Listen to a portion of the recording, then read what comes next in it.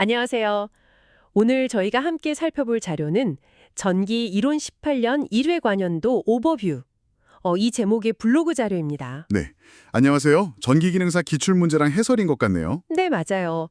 청취자분께서 전기 기초를 좀 확실히 다지고 싶으시다고 공유를 해주셨어요. 아주 좋은 자료인데요. 보니까 전압, 전류, 저항, 전력, 전자기까지 정말 기본 개념들이 다 들어있네요. 그렇죠. 그래서 오늘은 이 문제들 속에 숨어 있는 핵심 원리들, 이걸 하나씩 좀 파헤쳐 보려고 합니다. 좋습니다.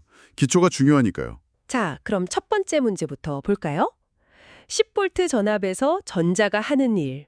그러니까 에너지를 묻고 있네요. 보기들이 다 막 10의 마이너스 몇 제곱, 숫자가 엄청 작아 보이는데 이게 어떤 의미가 있는 거죠? 네, 그야말로 아주 작은 미시세계의 에너지 이야기죠. 이 문제는 기본 중에 기본 공식, 에너지 W는 전하량 Q와 전압 V의 곱이다.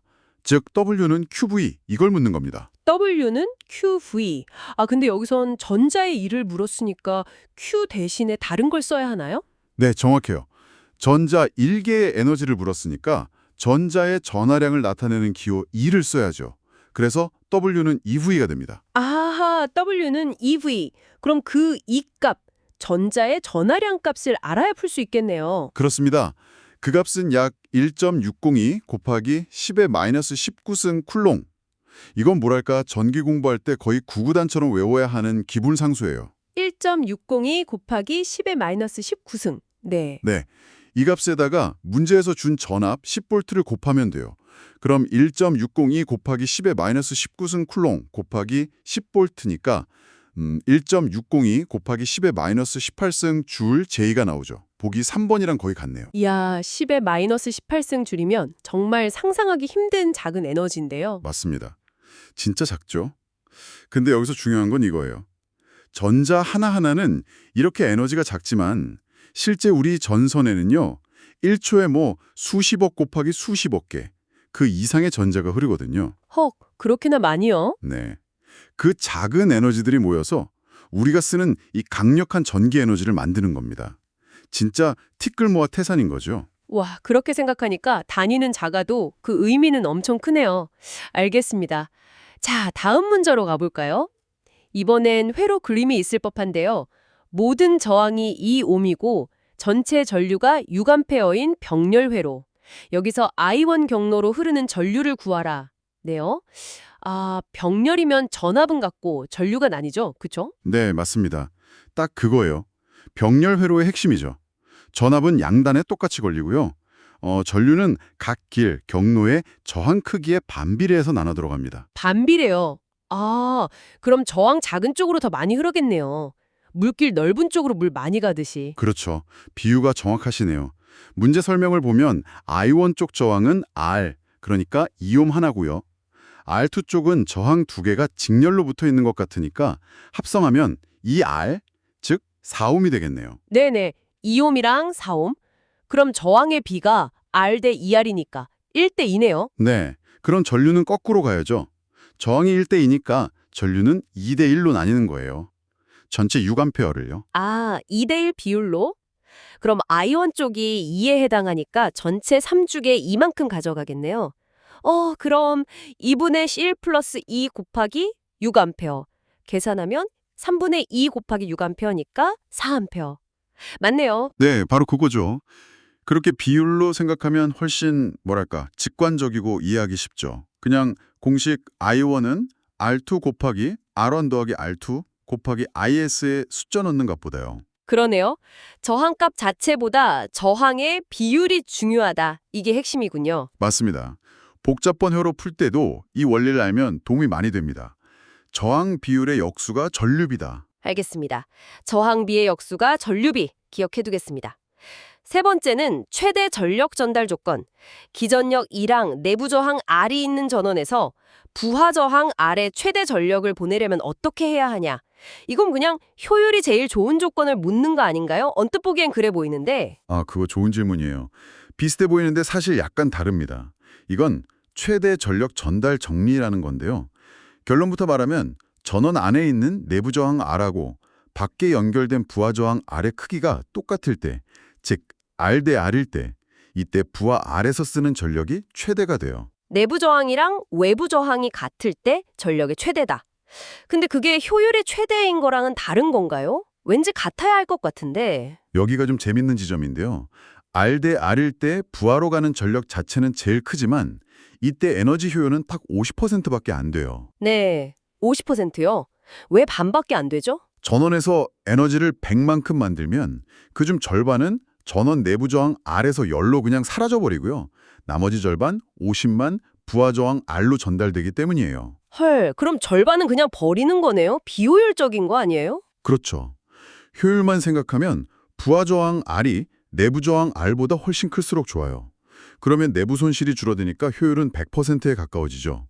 근데 그때는 정작 부하로 전달되는 전력의 양 자체가 너무 작아져요. 거랑 조건이 다르다니. 그럼 이 R은 R 조건은 대체 언제 쓰는 거예요? 주로 이제 통신 시스템 같은 데서 많이 써요. 아주 약한 신호, 예를 들어 안테나로 잡은 미약한 전파 신호를 최대한 크게 다음 증폭기로 넘겨줘야 할 때요. 이때는 효율이 좀 떨어지더라도 신호 자체의 세기, 즉 전력을 최대로 전달하는 게 더 중요하거든요. 이런 걸 임피던스 매칭이라고도 하죠. 아하, 상황에 따라 목표가 다른 거군요. 최대 전력이냐, 최대 효율이냐. 이건 구분해서 기억해야겠네요. 좋습니다. 다음 네 번째 문제. 줄의 법칙에서 발열량 H 계산식을 묻고 있어요. 이거야 뭐 전기가 열로 바뀌는 현상에 대한 거죠? 전기장판 같은 거 생각하면 되나요? 네, 맞습니다. 딱 그거죠. 전류 I가 저항 R을 가진 도선을 시간 t 동안 흐를 때 얼마나 많은 열 에너지 H가 발생하느냐. 그 관계식이 바로 H는 I제곱 RT이고요. 단위는 에너지 단위니까 줄, J입니다. 이 공식은 진짜 많이 본 것 같아요. 특히 I 제곱, 전류의 제곱이라는 게 눈에 확 띄네요. 바로 그 제곱이 핵심 포인트입니다. 발열량이 전류의 제곱에 비례한다는 건요. 전류가 조금만 늘어나도 열은 확 늘어난다는 뜻이에요. 만약 전류가 2배가 되면요. 열은 4배가 돼요. 3배가 되면 9배로 늘어나죠. 헉, 제곱이니까 엄청나게 커지네요. 그럼 과전류가 흐르면 진짜 순식간에 뜨거워지겠어요. 그렇습니다. 그래서 우리가 집에서 쓰는 전기선 굵기나 두꺼비 집에 있는 차단기 용량 같은 거 정할 때 이 줄의 법칙에 따른 발열량을 꼭 계산해야 해요. 과부하 걸렸을 때 불나는 이유가 바로 이 I제곱 때문에 열이 기하급수적으로 늘어나서 그렇거든요. 와, 안전이랑 직결된 문제군요. I 제곱 RT. 이게 그냥 공식이 아니라 거의 경고 메시지처럼 들리네요. 무섭네요. 네, 아주 중요한 법칙이죠. 자, 그럼 다섯 번째 문제로 가볼게요. 묽은 황산에 구리칸이랑 아연판을 넣은 전지. 이거 볼타 전지군요. 학교 다닐 때 실험했던 기억이 어렴풋이 나는데 양극, 플러스에서 무슨 일이 일어나냐 이걸 묻네요. 뭐가 양극이고 음극이었더라. 가물가물한데요? 그게 핵심이죠. 볼타 전지는 두 금속의 이온화 경향 차이를 이용하는 거거든요. 아연 ZN하고 구리 CU 중에서는 아연이 전자를 더 쉽게 잃고 양이온 ZN2 플러스가 되려고 해요. 이걸 이온화 경향이 크다고 하죠. 아연이 전자를 더 잘 내놓는다. 그럼 전자를 내놓는 쪽이 마이너스 극인가요? 맞습니다. 전자를 내놓으니까 전자가 풍부해져서 마이너스 극이 돼요. 산화가 일어나는 전극이죠. 그럼 그 전자는 도선을 따라서 어디로 가겠어요? 구리판 쪽으로 가겠죠? 그럼 구리판이 플러스 극이겠네요. 전자를 받는 쪽. 네, 구리판이 플러스 극, 즉 환원 전극이 됩니다. 근데 여기서 중요한 포인트가 있어요. 구리판 자체가 반응하는 게 아니고요. 용액 속에 녹아있는 수소이온 H+가 구리판 표면으로 와서 전자를 받아요. 묽은 황산 H2SO4 용액이니까 수소이온이 많거든요. 구리판이 받는 게 아니라 용액 속에 수소이온이 받는 거군요. 그럼 뭐가 만들어져요? 수소이온 H+ 두 개가 전자 E- 두 개를 받으면 뭐가 될까요? H2죠. 수소 기체 분자가 만들어집니다. 이 H+ 플러스 E- 형태 H2. 그래서 플러스 극인 구리판 표면에서는 보글보글 수소 기체가 발생하는 걸 볼 수 있어요. 그렇군요. 정리하면 플러스 극은 구리판이고 거기서 수소기체가 발생한다. 근데 이게 왜 분극작용이라고 해서 전지에 안 좋은 현상이라고 배우죠? 그게 왜냐면요. 이 발생한 수소 기체들이 구리판 표면을 이렇게 막처럼 덮어버려요. 그러면 용액 속에 있는 다른 수소 이온들이 구리판에 와서 전자를 받기가 힘들어지겠죠.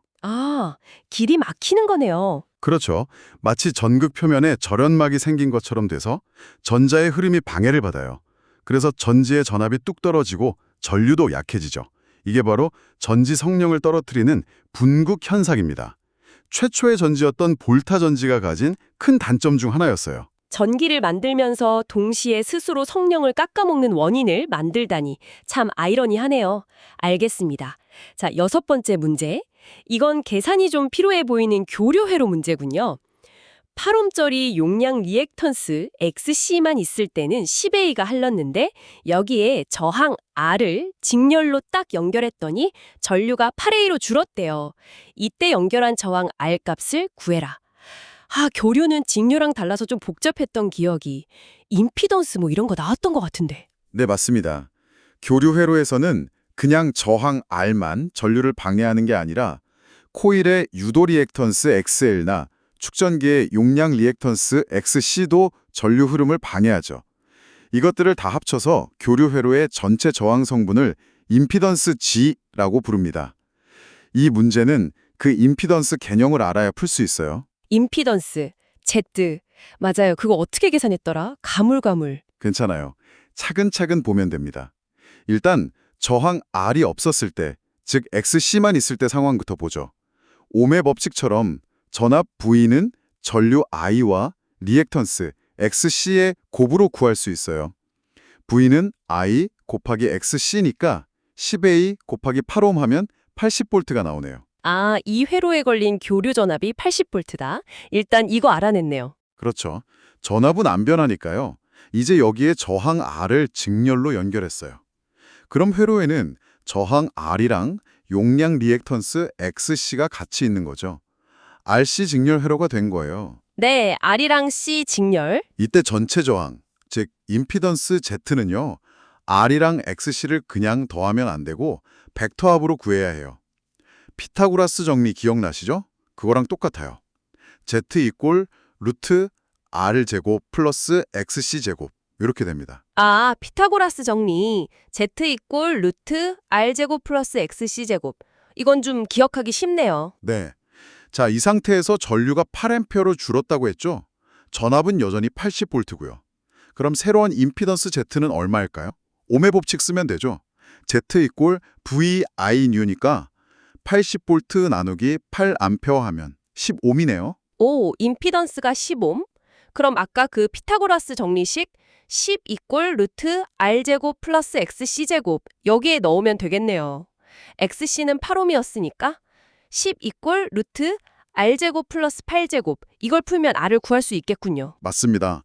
양면을 제곱하면 10의 제곱은 R제곱 플러스 8의 제곱이 되죠. 100은 R제곱 더하기 64. 그럼 R제곱은 100 빼기 64니까 36이네요. 따라서 R은 루트 36이니까 6옴이네요. 와, 풀고 나니까 생각보다 복잡하진 않네요. 그렇죠. 저항이랑 리액턴스가 교류에서는 어떻게 합쳐지는지 그 임피던스 개념만 딱 잡으면 풀 수 있는 문제였습니다. 네, 임피던스 개념이 핵심이었군요. 자, 다음 7번째 문제입니다.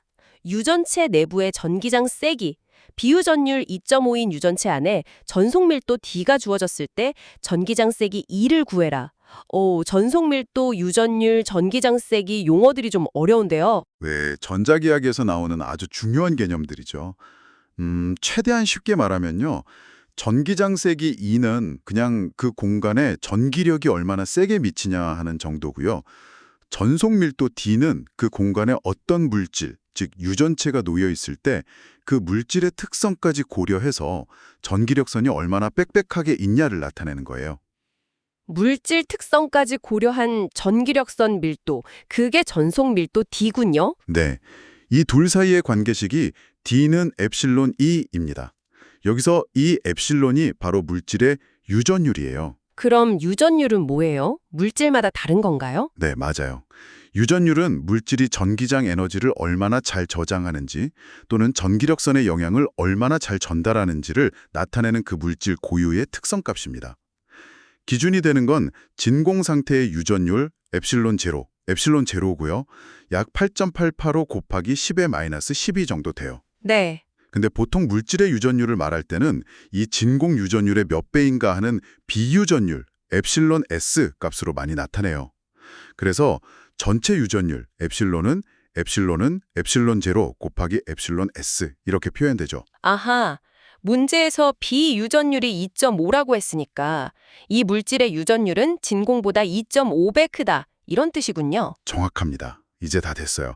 전기장세기 E를 구하려면 원래식 D는 엡실론 E를 변형해서 E는 엡실론분의 D 이걸 쓰면 되죠.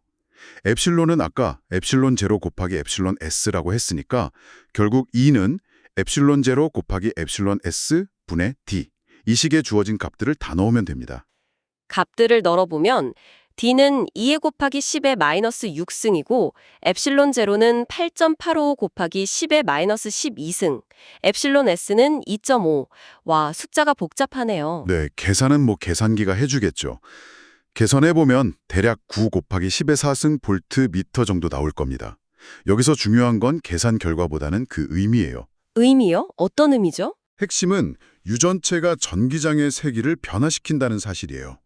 똑같은 전하가 있어도 주변에 어떤 물질, 유전체가 있느냐에 따라 전기장의 세기가 달라진다는 거죠. 비유전율이 둔 물질, 즉 유전율이 높은 물질일수록 같은 전속 밀도 D에 대해서 전기장 세기 E는 더 약해져요. 아, 유전율이 높으면 전기장이 약해진다고요?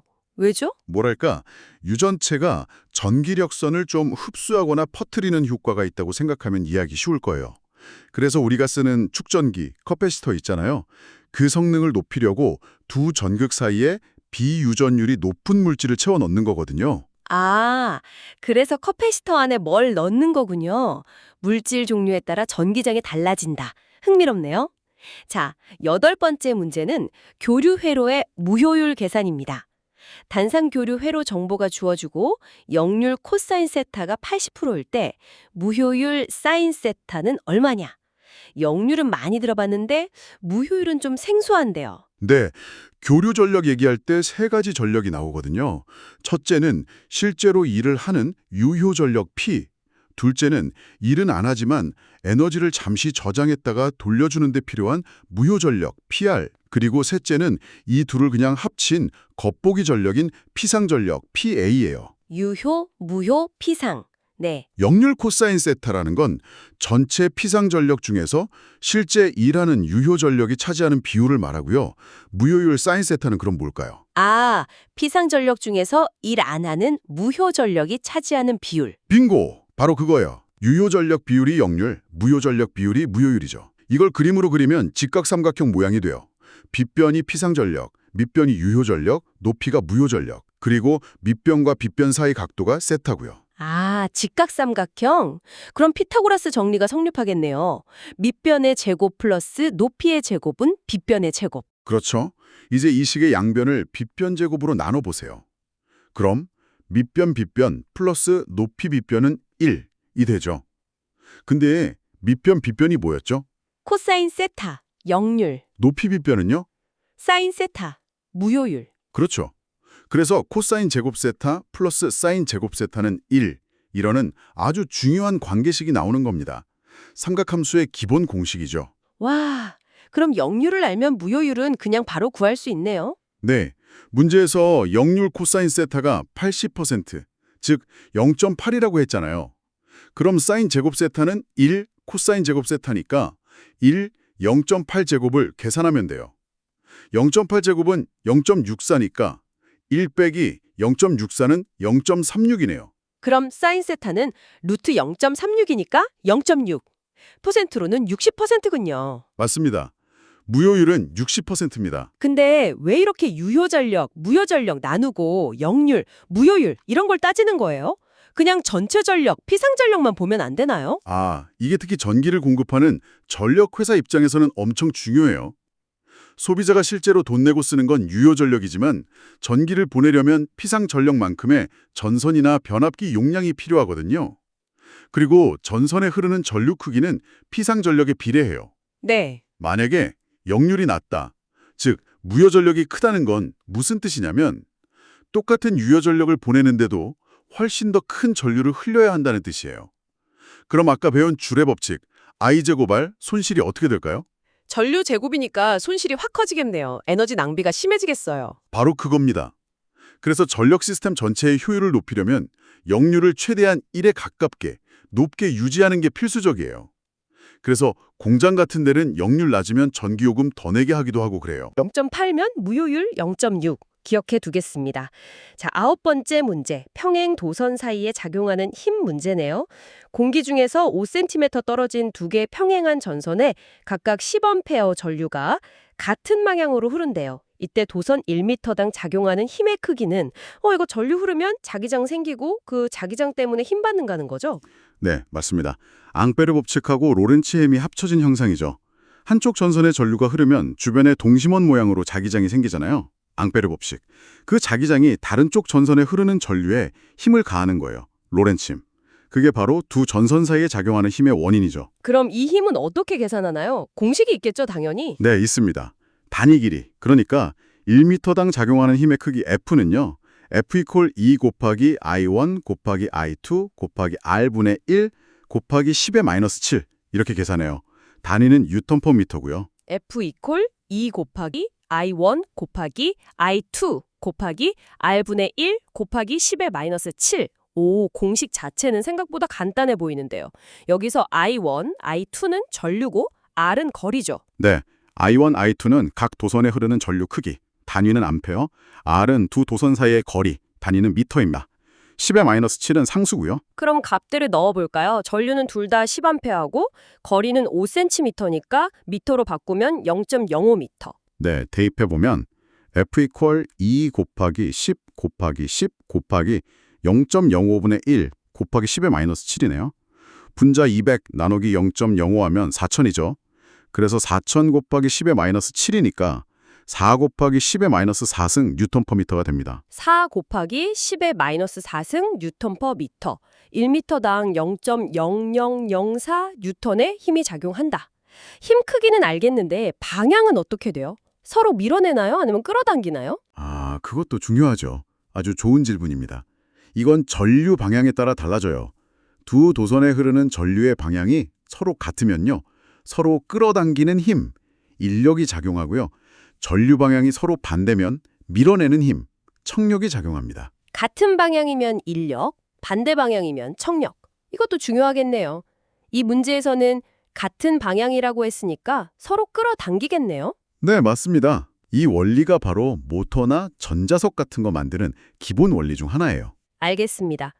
자, 드디어 마지막 10번째 문제입니다. 히스테르시스 손실. 이게 최대 자속 밀도 BM과 주파수 F에 각각 몇 승에 비례하는가? 히스테르시스. 이거 뭐였더라? 그 변압기 철심 같은 데서 생기는 손실? 뭐 그런 거였던 것 같은데. 네, 맞아요. 변압기나 모터처럼 교류 자기장에 놓이는 자성체, 주로 철심이죠. 거기서 발생하는 대표적인 에너지 손실 중 하나입니다. 에너지 손실. 왜 생기는 거죠, 이건? 교류 전류가 흐르면 철심 내부의 자화 방향, 그러니까 N극, S극 방향이 전류 방향 따라서 계속 빠르게 바뀌어야 하잖아요. 네, 계속 바뀌어야죠. 근데 이 과정이 완벽하게 딱딱 맞아 떨어지지가 않아요. 뭐랄까, 방향을 바꿀 때 약간의 저항이나 마찰이 있어서 에너지의 일부가 열로 손실되는 거예요. 이걸 히스테리시스 손실이라고 부릅니다. 아, 자석 방향 바뀔 때마다 에너지가 조금씩 열로 새어 나간다. 이런 느낌인가요? 네, 맞아요. 비유하자면 고무줄 계속 늘렸다 줄였다 하면 열 나는 거랑 비슷하다고 볼 수도 있고요. 자성체 안에 있는 아주 작은 자석들, 자기 구역이라고 해요. 이 방향을 바꾸는 과정에서 뭔가 내부적인 마찰 때문에 에너지 손실이 생기는 거죠. 그렇군요. 그럼 이 손실, pH의 크기는 뭐에 영향을 받나요? 이 손실은요, 교류의 주파수가 빠르면 빠를수록, 그리고 자기장의 변화폭, 즉 최대 자속 밀도 BM이 크면 클수록 더 커져요. 주파수랑 최대 자속 밀도, 그럼 얼마나 비례하는데요? 문제에서는 몇 승에 비례하냐, 이걸 묻고 있네요. 네, 이게 실험적으로 밝혀진 건데요. 보통 히스테리시스 손실은 주파수 F에는 거의 정비례해요. 그러니까 1승이죠. 그리고 최대 자속 밀도 BM에는 약 1.6승에서 2승 정도에 비례한다고 알려져 있어요. 1.6에서 2승 사이요. 딱 떨어지는 게 아니네요. 네, 이게 스타인매츠 경험식이라고 부르는 건데 자성체 재료 종류에 따라서 그 지수값이 조금씩 달라요. 근데 보통 시험 문제에서는 1.6승을 기준으로 많이 제시합니다. 그래서 이 문제의 답은 최대 자속 밀도 1.6, 주파술 1.0 이게 되는 거죠. 주파수의 1승, 최대 자속 밀도의 1.6승. 알겠습니다. 그럼 변압기 같은 거 설계할 때는 이 손실을 줄이는 게 중요할 텐데 어떻게 해야 하나요? 일단 주파수는 우리가 쓰는 전력 시스템에서 딱 정해져 있으니까 바꾸기 어렵고요. 최대 자속 밀도를 너무 낮추면 변압기 크기가 커지거나 성능이 떨어질 수 있어요. 그래서 가장 중요한 건 처음부터 히스테레시스 손실 자체가 적은 재료, 연자성 재료라고 부르는 걸 철심으로 쓰는 거예요. 아, 재료 자체가 중요하다. 네, 자화 방향이 아주 쉽게 손실 적게 휙휙 바뀌는 재료를 개발하는 게 에너지 효율 높은 전기기기를 만드는 핵심 기술 중 하나죠. 우리가 흔히 듣는 규소강판 같은 게 대표적인 예고요. 그렇군요. 재료의 중요성까지. 자, 이렇게 10개의 전기이론 기초 문제를 정말 샅샅이 훑어봤습니다. 이야, 전자 하나의 작은 에너지 이야기에서 시작해서 회로의 기본 법칙들, 전력과 효율의 그 미묘한 관계, 또 규료회로의 임피던스, 전자기 현상, 그리고 에너지 손실까지 정말 전기의 기초를 이루는 다양한 개념들을 다 만난 것 같아요. 이 전체 여정을 통해 우리가 얻을 수 있는 핵심은 뭘까요? 글쎄요, 이 문제 하나하나는 개별적인 지식을 묻는 것 같지만 사실 이걸 다 모아놓고 보면 전기라는 하나의 고대한 시스템이 어떻게 돌아가는지를 보여주는 뭐랄까 퍼즐 조각들이라고 할 수 있어요. 퍼즐 조각이요? 네, 전압, 전류, 저항이라는 가장 기본적인 요소들이 어떻게 서로 영향을 주고받는지, ohm의 법칙, 줄의 법칙, 이것들이 모여서 회로를 만들고 에너지를 어떻게 나누고 전달하는지, 전류 분배, 최대 전력 전달, 그 과정에서 눈에 보이지 않는 전기장과 자기장이 또 어떤 역할을 하는지, 유전율, 평행도선 힘, 그리고 에너지를 변환하고 전달할 때 어쩔 수 없이 발생하는 손실에는 어떤 것들이 있는지, 볼타 전지 분극, 히스테리시스 손실, 이런 것들을 보여주잖아요. 정말 중요한 건 이 퍼즐 조각들이 서로 어떻게 연결되어 있는지를 이해하는 거라고 생각해요. 예를 들어 줄의 법칙 I제곱 RT는 단순히 열재산 공식이 아니라 왜 우리가 과전류를 조심해야 하는지에 대한 답을 주고요. 최대 전력 전달 조건 R=R은 효율과 성능사에서 우리가 어떤 선택을 해야 하는지 고민하게 만들고, 히스테리시스 손실 문제는 결국 더 좋은 재료를 찾는 노력으로 이어지잖아요. 이 연결고리를 파악하는 게 진짜 이해의 시작 아닐까요? 맞아요. 듣고 보니 정말 그렇네요. 단순히 문제풀이 공식 하나하나 외우는 게 아니라 이 개념이 왜 필요하고 다른 개념이랑 어떻게 얽혀 있는지 그 맥락과 연결고리를 이해하는 게 훨씬 중요하다는 생각이 확 듭니다. 오늘 이 분석이 우리 청취자분들이 전기 기초를 다지는데 정말 든든한 디딤돌이 되었으면 좋겠네요. 네, 여기서 제가 한 가지 더 생각할 거리를 던져드리고 싶어요. 뭔가요? 오늘 우리가 살펴본 문제들은 대부분 어떤 조건이 주어졌을 때 결과가 어떻게 되냐, 이걸 묻는 형태였잖아요. 네, 그렇죠. 계산 문제나 원리 묻는 문제들이었죠. 그럼 이걸 반대로 한번 생각해 보는 건 어떨까요?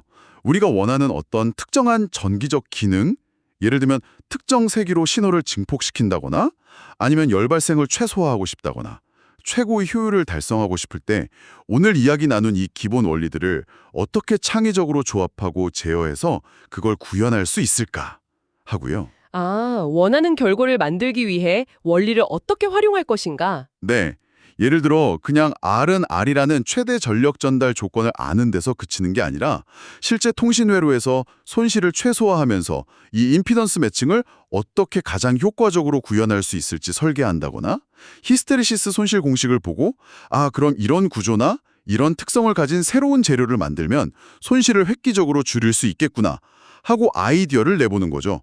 기초 원리에 대한 깊은 이해가 결국 현실의 문제를 풀고 새로운 기술을 만드는 혁신의 씨앗이 된다고 생각합니다. 기본 원리를 바탕으로 원하는 결과를 만들어내는 창의적인 설계와 혁신이라. 와, 정말 깊이 생각해 볼 만한 질문인데요. 오늘 분석도 정말 유익했지만 마지막 질문까지 정말 좋았습니다. 감사합니다. 저도 즐거웠습니다.